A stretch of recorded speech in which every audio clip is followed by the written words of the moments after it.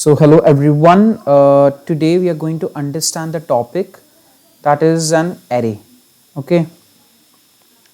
So we'll understand first of all what is an array. Okay.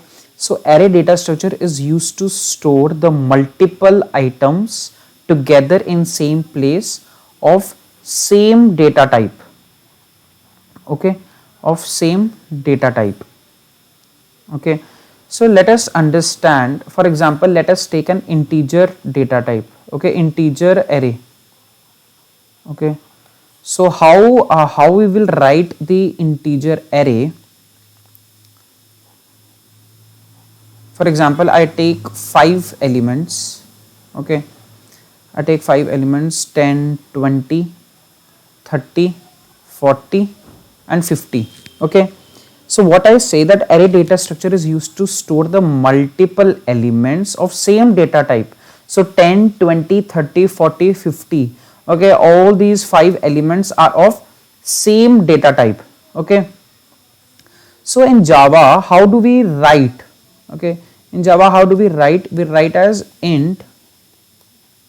Then we write the name of the array, that is ARR is equal to new int. Then in brackets we write the size of the array. For example, here the size of array is 5. Okay, then we write the name of the array, that is ARR is equal to 10, 20, 30, 40, then 50. Okay, so this is how we write, how we declare, okay, an array in Java. Okay, so I explain also the integer array. So in array, what the next point can be? So the next point can be that the elements are stored in, okay, elements are stored in contiguous memory location.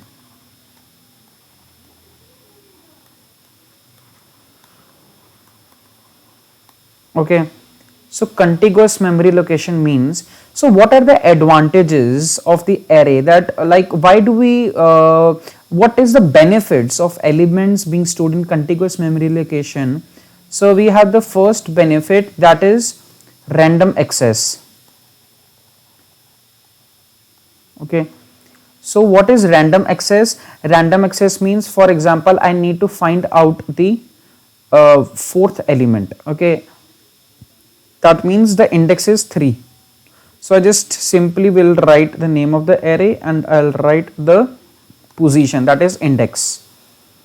Second thing is cache friendliness. Cache friendliness. So what is a cache? So cache is a basically memory which is very faster and which is closest to CPU. Okay, and one thing more, that the index, so index is a basically position and it always starts from 0. So the 10 number is at 0 index, 20 is at 1 index, 30 is at 2 index, 40 is at 3 index and 50 is at 4 position. Okay, so these are the index and these are the elements. Okay, so this you need to understand. Okay, so what else? So what are the types of array? Types of array in terms of size. Okay, so first is we have fixed size array. Okay, fixed size array we can say, for example, if I write int a is equal to new int 100. So it's a basically fixed size array, since we already know that there are 100 number of elements. Okay, so it's a basically fixed size array. You cannot insert or you cannot delete the elements. Okay, it will remain same. Okay, so second we have dynamic. Second is dynamic size array.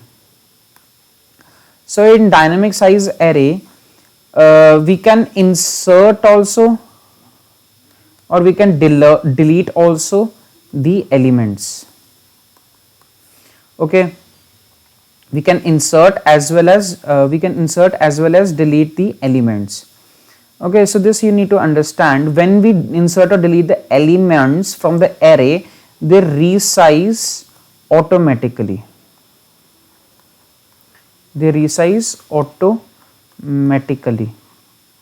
Okay, and third thing is that okay, so when we can insert or delete the elements from the dynamic size, and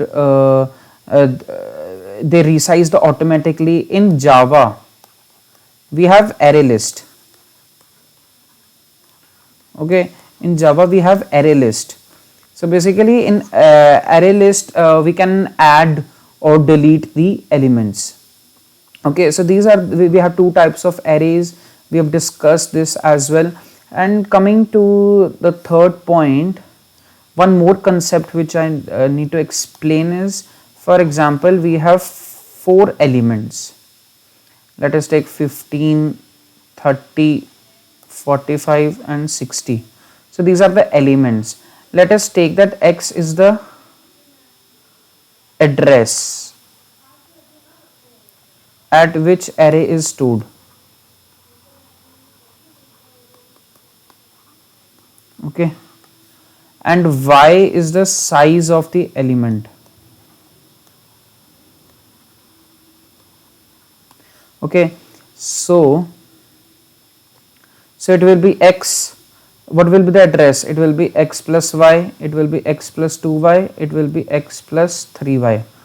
Okay, so this concept is also very important. So these are the concepts which I have discussed.